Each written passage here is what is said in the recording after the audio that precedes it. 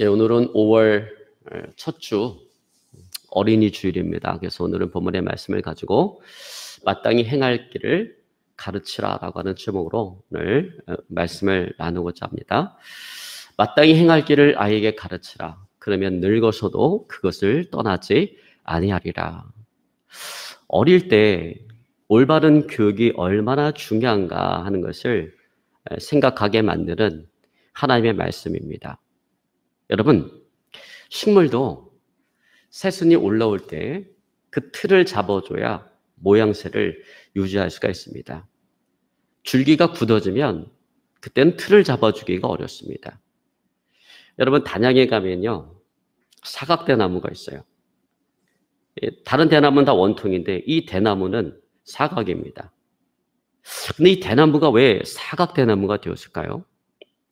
원래 그 품종, 종자 자체가 사각대나무일까요? 그렇지 않다라는 거죠. 원래는 원통인데 이 대나무 새순이 나올 때 거기다가 사각틀을 씌워주는 거예요. 그러면 이 대나무가 성장하면서 사각 대나무가 되어지는 것입니다. 여러분, 이처럼 항상 언제나 시작이 중요하다라고 하는 것입니다. 자, 여러분, 그런 의미에서 자녀 교육도 마찬가지입니다. 자녀 교육도 시작이 중요합니다. 아이가 자신과 세상을 보는 그 눈과 생각이 굳어지기 전에 올바른 세계관, 올바른 인생관을 심어줄 수 있도록 아이가 어릴 때 마땅히 행할 바를 가르쳐 줘야 된다라고 하는 것입니다. 여러분께서 영국의 교육학자인 안톤 마카렌코는 말하기를 교육의 근본은 태어나서 5세까지 다 이루어진다. 5세까지 무엇을 했느냐가 그 아이 인생의 90%를 결정한다라고 이야기합니다. 또 그런가 하면 불란서의 생략자인 토리스는 말하기를 어린이 교육은 7세까지다. 7세가 넘어가면 사실상 교육이 할 일은 없다고 봐야 된다.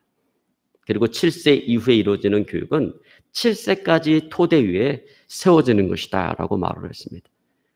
그리고 여러분, 유명한 심리학자인 프로이드는 말하기를 아이의 성격 형성은 5세 전후로 다 이루어진다라고 이야기합니다. 여러분, 그들이 다 하나같이 이야기하는 것은 어릴 때 그 자녀 교육이 자녀의 장래를 결정한다라는 것입니다. 그러면 자녀가 어리면 어릴수록 부모의 역할, 부모의 영향력이라고 하는 것은 그것은 클 수밖에 없습니다. 여러분, 그런 의미에서 조벽이라고 하는 교육학 박사가 쓴 자신의 책 인재혁명에서 그는 부모의 역할에 대해서 이런 말을 했습니다. 자녀들은 자라면서 인생의 대본을 갖게 된다. 부모가 한 말이 자녀의 인생의 대본이 된다. 부모는 자녀에게 두 가지 인생 대본을 줄 수가 있는데 하나는 긍정적인 인생 대본이고 다른 하나는 부정적인 인생 대본이다. 부모는 자녀들에게 믿음의 말, 소망의 말, 사랑의 말을 많이 해서 긍정적인 인생 대본을 갖게 해야 된다. 그러면서 저와 여러분, 우리는 자녀들에게 어떤 인생 대본을 만들어주고 있습니까? 여러분, 긍정적인 인생 대본을 만들어줄 수 있기를 오늘 시간 주여를 축원합니다. 여러분, 한국의 1세대 부모들은요, 참 힘들고 어려운 그런 시절을 보냈습니다. 일제강점기, 6.25 사변, 보릿고개와 같은 수탈과 전쟁, 그리고 가난이라고 하는 참 힘들고 어려운 시절들을 보냈어요. 그러니까 마음의 여유가 없고 마음이 강팍합니다.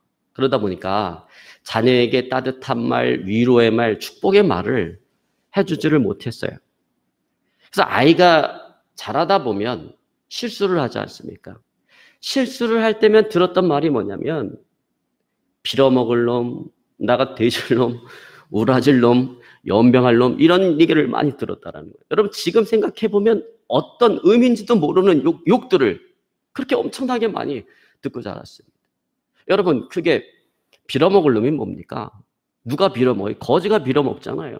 거지가 될 놈, 나가 돼질 놈은 바깥에서 돌아다니다가 길거리에서 급사할 놈이라는 뜻이고, 우라질 놈은 뭐냐면 이게 우라가 오랏줄입니다. 옛날에 그 죄인들을 포박할 때 오랏줄. 그러니까는 우라질 놈은 뭐예요? 죄인으로 살아갈 놈이라는 것이고, 연병할 놈은 뭡니까? 연병이 전염병이잖아요. 전염병에 걸려서 죽을 놈이에요. 여러분, 이게 자녀가 실수했다고 해서 자녀에게 던질 말이 아니지 않습니까? 근데 옛날 부모 세대들은 참 이 저주에 가까운 말들을 그렇게 많이 쏟아부었습니다. 근데 신기한 것은 뭐냐면 그렇게 저주에 가까운 말을 듣고 자랐음에도 불구하고 오늘날 우리 민족이 이만큼 잘 살게 되었다라고 하는 거예요. 여러분, 그 이유가 뭔지 아세요?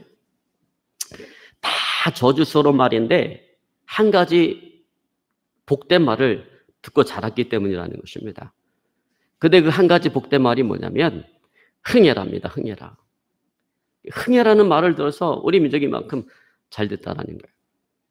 여러분, 지금은요 아이들이 깨끗해요. 요즘 코 흘리는 아이들 없습니다. 그런데요, 제가 초등학교 입학할 때만 하더라도요 대부분 다 코 흘렸어요. 그래서 입학할 때 여기 이름표 여기 붙여줄 때 이름표 뒤에다가 하얀 손수건 하나 덮고 거기다 이름표 붙이고 여기다 우편으로 붙였어요. 여러분, 제가 초등학교 입학할 때도 그 정도였었는데 그 윗세대들은 어땠겠습니까? 다들 코 찔찔해, 다 코를 흘려.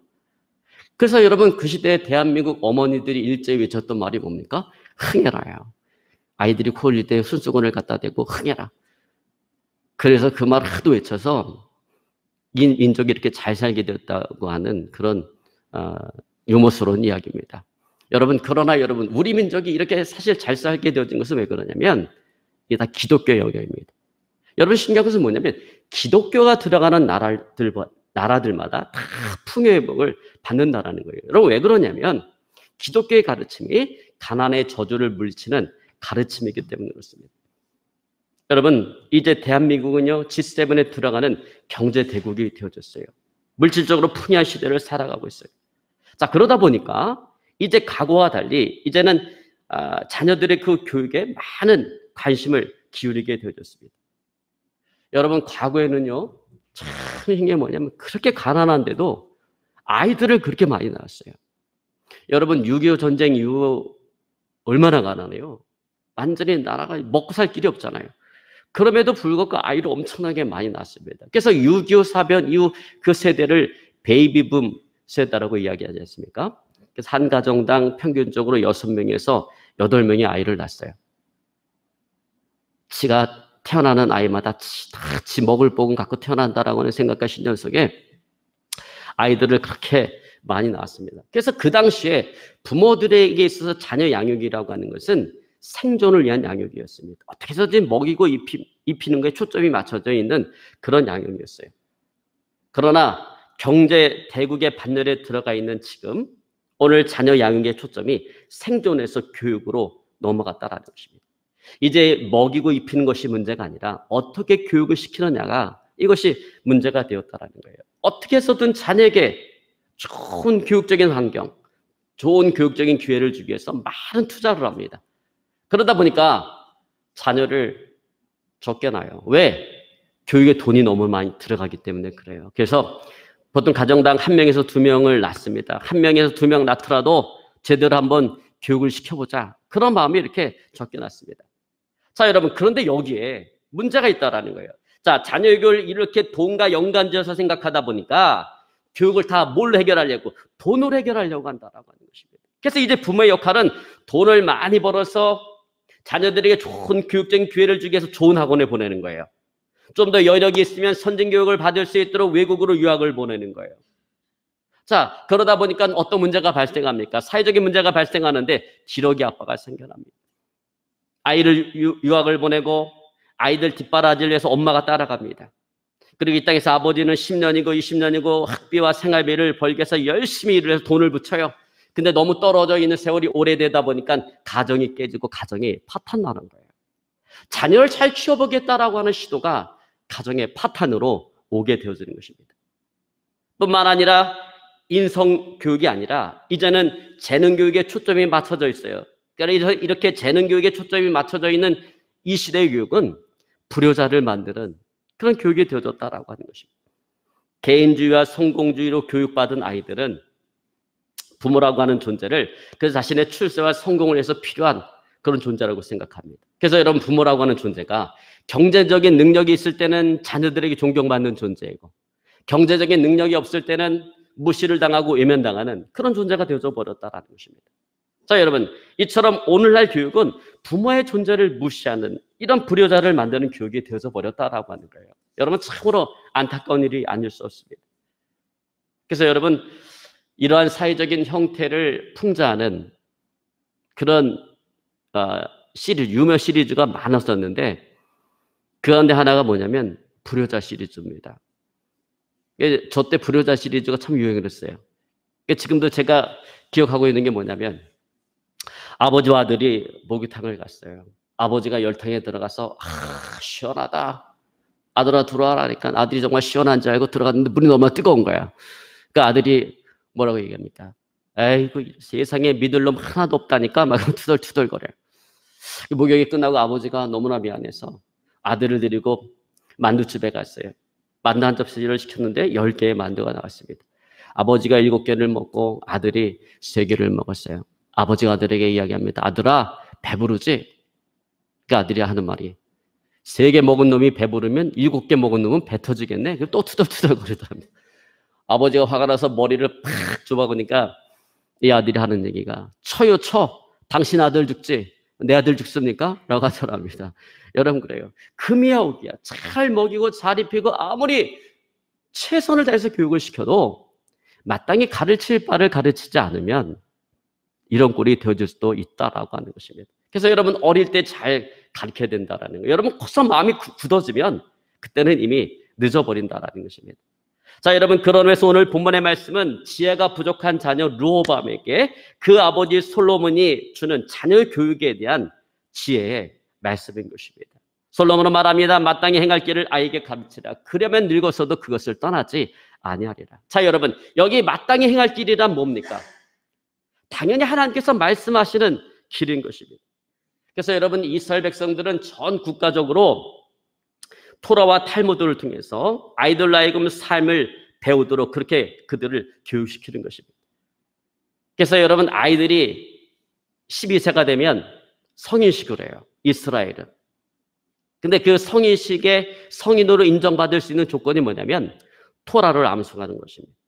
창세기, 출애굽기, 레위기, 민수기, 신명기 이렇게 5권의 책을 성경에서 우리가 토라라고 얘기하는데 그 토라를 토시 하나 틀리지 않고 그대로 암송을 하는 거예요. 자, 여러분 이처럼 이들은 철저하게 어려서부터 하나님의 말씀으로 교육을 받습니다. 왜냐하면 솔로몬이 권면했던 것처럼 하나님의 말씀으로 인도함을 받는 인생은 결코 망하는 법이 없기 때문에 그렇습니다. 그래서 여러분 이스라엘은 70%가 신앙교육이에요. 그리고 나머지 30%가 세상 학문에 대한 교육입니다. 여러분 우리나라 어떻습니까? 우리나라는 거의 100%가 세상 학문에 대한 교육이에요. 근데 재밌는 것은 뭐냐면 이스라엘은 세상 학문에 대한 교육이 30%밖에 되지 않음에도 불구하고 세계의 머리가 되는 민족이 유대인이라고 하는 것입니다. 세계의 정치, 경제, 사회, 문화, 금융, 교육 모든 분야에서 그들은 다스림의 복을 받고 있는 것입니다. 그럼 여러분 자녀들에게 세상 지식을 가르치기에 앞서 자녀들에게 하나님의 말씀을 읽게 하고 하나님의 말씀을 들려주고 또 하나님의 말씀을 암송시키는 그런 교육을 우리가 시켜야 될 것입니다. 여러분 자녀가 어릴수록 성경 암송을 잘해요. 여러분 아이가 태어나서 그 2살 되기 이전에 그 아이들의 그 습득, 받아들이는 습득 능력은요 얼마나 뛰어난지 어른의 8배의 습득 능력을 아이들이 가지고 있다고. 아이들은요 스펀지와 같아요. 그대로 받아들입니다. 그래서 어리면 어릴수록 암송을 잘해요. 그래서 여러분 교회에서 성경 암송대회 하면 누가 1등합니까? 대부분 주일학교 아이들이 1등합니다. 여러분 그래서 이 성경 암송을 많이 시켜야 된다. 여러분 마땅히 행할 바에 대해서 성경 말씀보다 유용한 것은 없습니다. 여러분 성경 기록된 하나님의 말씀이에요. 그것이 아이들의 생각과 아이들의 마음속에 기록이 되어질 때, 각인이 되어질 때 아이들은 평생 그 하나님의 말씀에 의해서 인도함을 받게 되어지는 것입니다. 그리고 그 길은 복된 길이고 그 길은 행복한 길이 되어질 것입니다. 아이의 그 평생의 인생을 지켜주는 길이 되어질 것입니다. 여러분 그러므로 부지런히 아이들의 그 심령 속에 하나님의 말씀을 가리키는 저 여러분의 삶이 되어질 수 있기를 주님으로 축원합니다. 여러분, 우리가 흔히 이스라엘의 교육을 쉐마 교육이라고 이야기해요. 쉐마라고 하는 것은 들으라는 겁니다. 하나님의 말씀을 들으라는 거예요. 그래서 여러분, 이스라엘 백성들은 들려주면 그 들려준 것을 암송하면서 그들은 배우는 거예요. 여러분, 그래서 이스라엘의 쉐마 교육을 가장 잘 보여주고 있는 성경 구절이 어디냐면 신명기 6장 4절로 9절입니다. 신명기 6장 4절로 9절은 이렇게 말씀하고 있습니다. 이스라엘아 들으라. 여기 원어 성경에 보면 쉐마 이스라엘을 이렇게 얘기합니다. 쉐마, 들으라는 거예요. 들으라 이스라엘. 이렇게 들려주면 그 들려주는 것을 암송해서 배우는 거예요.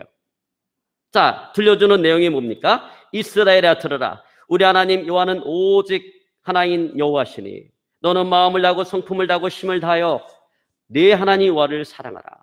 오늘날 내가 내게 명하는 이 말씀을 너는 마음에 새기고 내 자녀에게 부지런히 가르치며 집에 앉아있을 때든지 길에 행할 때든지 누웠을 때든지 일어날 때든지 이 말씀을 강론할 것이며 너는 또 그것을 내 손목에 메어 기호를 삼으며 내 미간에 붙여 표를 삼고 또 내 집 문설주와 바깥문에 기록할지니라. 자, 여기서 보듯이 이스라엘아 들으라. 쉐마 이스라엘. 그리고 들려주면 그들은 그 들려준 것을 암송함으로 배우는 것입니다. 그것을 마음으로 암송하고 삶으로 실천하는 것입니다. 그래서 저도 저희 아이들이 중고등학교 시절에 제가 시도했던 것이 있어요. 아이들을 학교에 차로 이렇게 등교시켜주면서 성경 구절을 하나씩 암송시켰어요. 매일 한 구절씩이 아니라 일주일에 한 구절을 암송시키는 거예요. 그 당시 학교가 이 대중교통 수단을 이용하기가 좀 어정쩡한 위치에 있고 거리가 있어서 제가 늘 이제 학교로 이렇게 아이들을 태워다 주면서 성경 구절을 암송을 시킵니다. 차에다 한 구절씩을 이렇게 붙여놓고 암송을 시켜요. 일주일간 그 한 구절만 암송시키는 것입니다. 여러분, 그러면 1년이면 52구절이 되어지고요. 2년이면 100구절이 넘어갑니다. 해가 거듭할수록 그 성경 구절들이 그 아이들의 마음을 쓰게 그 많은 성경 구절들이 각인이 되어지는 것입니다. 여러분, 그러면 그때부터는 나의 말이 아니라 하나님의 말씀의 인도함을 받는 삶이 되어지는 것입니다. 여러분, 하나님의 말씀 교육은 대단히 중요합니다. 왜냐하면 우리가 우리의 철학으로 자녀를 양육하고 인도하는 것보다 하나님의 말씀의 인도함을 받을 때 그 아이들은 훨씬 더 잘 되어지기 때문에 그래요. 인생이 훨씬 더 잘 풀려지기 때문에 그렇습니다. 여러분, 성경에 보면 한나가 아들 사무엘을 젖댔을 때 그 사무엘을 하나님께 바쳤어요. 하나님께 드렸어요. 그때 하나님의 지도와 인도함을 받은 사무엘은 세계적인 인물이 되었습니다. 이스라엘의 영성을 책임지는 인물이 되었습니다. 여러분, 성경에 보면 야곱의 아들 요셉이 나와요. 근데 여러분, 요셉이 어렸을 때 성격이 좋은 성격이 아니에요. 형들의 어떤 실수나 잘못이 있으면 그것을 가지고 쪼르륵 아버지에게 달려가서 고자질을 합니다. 문제를 만들어내는 아이예요. 트러블 메이커예요. 자, 여러분, 만약에 요셉이 아버지 야곱에 의해서 양육을 받았다면 어떻게 되었을까요? 그런 트러블 메이커가 되었을까요? 가는 곳마다 문제를 만들어냈을까요? 그래서 가는 곳마다 환영받지 못할 그런 인물이 되었을 것입니다. 그러나 그가 하나님의 섭리로 아버지 야곱을 떠나서 비록 고난의 길, 고통의 길을 걸어갔지만 하나님의 지도와 인도함을 받았을 때 그는 생명을 살리는 위대한 인물이 되었다는 것입니다.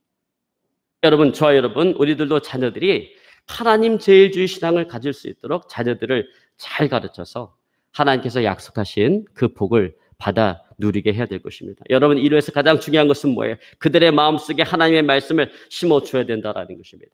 여러분, 그런 의미에서 실제적으로 아이들에게 성경을 많이 읽게 하고요, 말씀을 암송하게 하고 그 말씀을 고백할 수 있도록 그렇게 해줘야 된다는 거예요. 여러분, 요즘 기독서점에 가면요, 아이들을 위한 성경 필사 그 노트가 참 잘 나와 있어요. 그래서 아이들이 좀 한글을 배울 나이쯤 되어지면 성경을 필사시키는 거예요. 성경을 필사시키면서 한글도 되게 만들고, 또 성경에 어떤 인물이나 사건이 나오면 그 인물과 사건에 대해서 설명을 해줄 때 아이들은 자연스럽게 말씀을 배우게 되어진다는 것입니다. 신앙교육이 이루어진다는 것입니다. 여러분, 2000년 전 유대민족의 지도자였던 조나단 벤 자카이라고 하는 랍비가 있었습니다. AD 70년에 예루살렘 성이 로마군에 의해서 포위가 되어지고 이 예루살렘 성이 패망 직전에 도달하게 됐어요. 이제 곧 패망하게 되었어요. 그때 요하난 벤 자카이가 어떻게 하면 로마를 이길 수 있을까 궁리를 했는데, 그때 그가 찾은 답은 뭐냐면 성경과 신앙교육이었습니다. 유대 민족이 로마를 이길 수 있는 것은 하나님의 말씀인 그 토라 말씀을 연구하고 교육하는 것이다, 배우는 것이다 라고 생각을 했던 것입니다. 그래서 요하난 벤 자카이가 로마성을 포위하고 있는 로마군의 총사령관 베스파티아누스를 만나기 위해서 어떤 소문을 퍼뜨렸냐면 자신이 죽었다라고 하는 소문을 퍼뜨렸어요. 왜냐하면 이 예루살렘 성을 빠져나가야 포위하고 있는 그 로마군 총사령관을 만날 수가 있는데, 당시에 그 예루살렘 성을 빠져나갈 수 있는 것은 죽어야 빠져나갈 수 있어요. 죽어야 그 관을 통해서 빠져나갈 수가 있습니다. 왜냐하면 공동묘지가 저 예루살렘 성 밖에 있었기 때문에 죽은 사람은 거기다 가서 장례를 치를 수 있도록 해주었어요. 죽어야만 빠져나갈 수 있어요. 그래서 요한 벤 자카이가 자신이 죽었다라고 하는 소문을 퍼뜨리고 관을 통해서 빠져나갔습니다. 그리고 로마군 총사령관 베스파티아누스를 만났어요. 만나는 순간 뭐라고 외쳤냐면 황제여라고 외쳤습니다. 순간 로마 총사령관은 깜짝 놀랐어요. 아니, 자기 황제가 아닌데 황제라고 이야기하니까. 근데 그때 전령이 도착합니다. 그리고 전령이 보고하기를 로마 황제가 죽었기 때문에 로마 언론에서 베스파시아누스 당신을 로마의 황제로 임명했다라는 것입니다. 그때 베스파시아누스는 자신의 그 운명을 예견한 조나단 벤 자카이에게 내가 할 수 있는 한 모든 것을 해주겠다라고 약속을 했습니다. 그때 벤 자카이가 요구했던 것이 뭐냐면 지중해 해변에 있는 아주 자그마한 도시, 인구도 얼마 되지 않고 또 특별한 지역적 특산물도 없는 그 자그마한 도시 야분의 거리를 그대로 보존시켜달라는 것이었습니다. 그래서 이스라엘이 초토화되어지는 그런 과정 속에서도 야분의 거리는 그대로 보존이 되었다는 것입니다. 자, 여러분, 왜 벤 자카이가 그 별 볼 일 없는 자그마한 도시 야분의 거리를 보존시켜달라고 그랬을까요? 왜냐하면 거기에 하나님의 말씀인 토라와 그 토라의 해설집인 탈무드가 보관되어져 있는 도서관이 있고 그것을 가르치는 학교와 선생인 랍비가 그곳에 있었기 때문에 그렇습니다. 그러나 벤 자카이는 눈에 보이는 예루살렘 성전 대신 눈에 보이는 그 예루살렘 성전을 로마군에게 넘겨주고 유대인들의 마음을 변화시키고 그들의 마음을 지켜주는 하나님의 말씀인 토라와 그것을 가르치는 학교 그리고 그것을 가르치는 선생인 랍비를 최후의 선택으로 삼았던 것입니다. 민족의 미래를 바라보면서 마땅히 행할 바를 가르쳐주고 있는 하나님의 말씀을 선택한 것입니다. 여러분, 그렇습니다. 여러분, 자녀들에게 신앙생활을 가르치지 않으면 자녀들의 장래에 소망이 없는 것입니다. 미래가 없는 것입니다. 여러분, 강도치사 혐의로 구속되었다가 부산 그 교도소를 탈옥을 해서 시대 탈옥스라고 하는 별명이 붙은 신창원이라는 사람이 있어요. 제 나이 이상 되시는 우리 성도님은 다 아실 거예요. 신창원이 누군지. 여러분, 그는 1999년 1월 20일 날 그 부산교도소 셋장살을 셋톱으로 자르고 탈옥을 했습니다.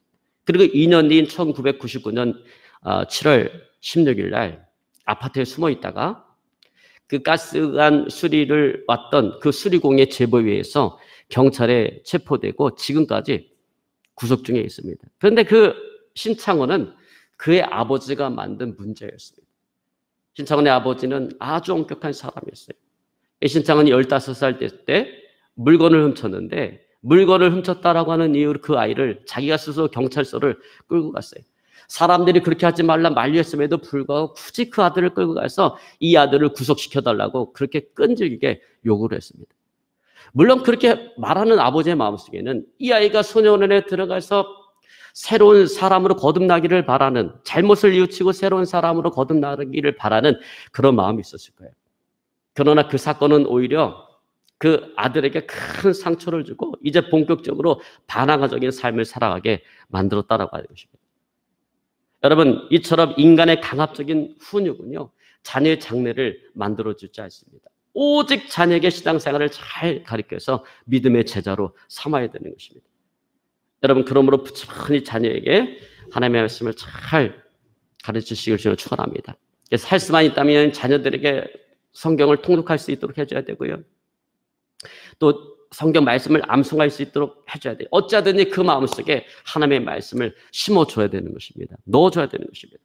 자, 그 다음으로 자녀를 위해서 또 해야 될 것이 뭐냐면 부지런히 그 자녀를 위해서 기도해야 된다는 거예요. 여러분, 유대인들은요, 자녀를 위해서 얼마나 많이 기도를 하는지 몰라요. 심지어는 아이들을 목욕시킬 때 아이들을 목욕시키는 기도문이 따로 있을 정도예요. 유대인들의 부모는 아이들을 목욕시킬 때 항상 이런 기도문을 외우면서 그 아이들을 목욕시킵니다. 아이의 머리를 감겨주면서 하나님, 이 아이 머릿속에 하나님께서 주시는 지혜와 지식이 가득하게 하여 주시옵소서. 아이들의 얼굴을 닦아주면서 하나님, 이 아이가 하늘을 바라보게 하시고 하늘의 소망을 품게 하여 주시옵소서. 아이의 입을 닦아주면서 하나님, 이 아이 입에서 나오는 말은 항상 경건한 말이 되게 하여 주시옵소서. 아이의 손을 닦아주면서 하나님, 이 아이의 손은 거룩한 기도의 손이 되어지고 남을 돕는 구제의 손이 되어지게 하여 주시옵소서. 아이의 가슴을 닦아주면서 하나님, 이 아이가 나라와 민족을 사랑으로 품을 수 있는 아이가 되어지게 하여 주시옵소서. 배를 닦아주면서 하나님, 이 아이의 오장육부가 튼튼하게 하여 주시옵소서. 아이의 엉덩이를 닦아주면서 하나님, 이 아이가 교만한 자리에 앉지 아니하고 겸손한 자리에 앉게 하여 주시옵소서. 그리고 아이의 발을 닦아주면서 하나님, 이 아이의 발을 통해서 온 민족이 먹고 살게 하여 주시옵소서. 그리고 아이의 등과 허리를 닦아주면서 하나님, 이 아이가 사람 의지하지 않게 하여 주시고 오직 하나님만을 의지하게 하여 주시옵소서. 여러분처럼 그들은 모든 것들이 오늘 자녀 교육과 연관되어져 있습니다. 여러분, 그러므로 부지런히 어쩌든지 자녀들에게 하나님의 말씀을 가르치고 말씀을 심어주고 그 자녀들을 항상 기도하는 저 여러분의 삶이 되어질 수 있기를 오늘 시간 주님으로 축원합니다. 이제 말씀을 정리하기 원합니다. 저 여러분, 우리도 솔로몬의 교훈을 따라서 자녀들을 신앙적으로 잘 양육해야겠습니다. 자녀들이 하나님을 사랑하고 하나님을 잘 섬길 수 있도록 하나님의 말씀으로 그들을 잘 양육하고 또 자녀를 위해서 기도함으로 정말 그 자녀들이 잘 되고 세계적인 복을 받는 그런 자녀를 키우는 저 여러분의 삶이 되어줄 수 있기를 오늘 시간 주님으로 축원합니다. 오늘 말씀 붙잡고요, 간절히 기도합니다. 우리 기도할 때 하나님,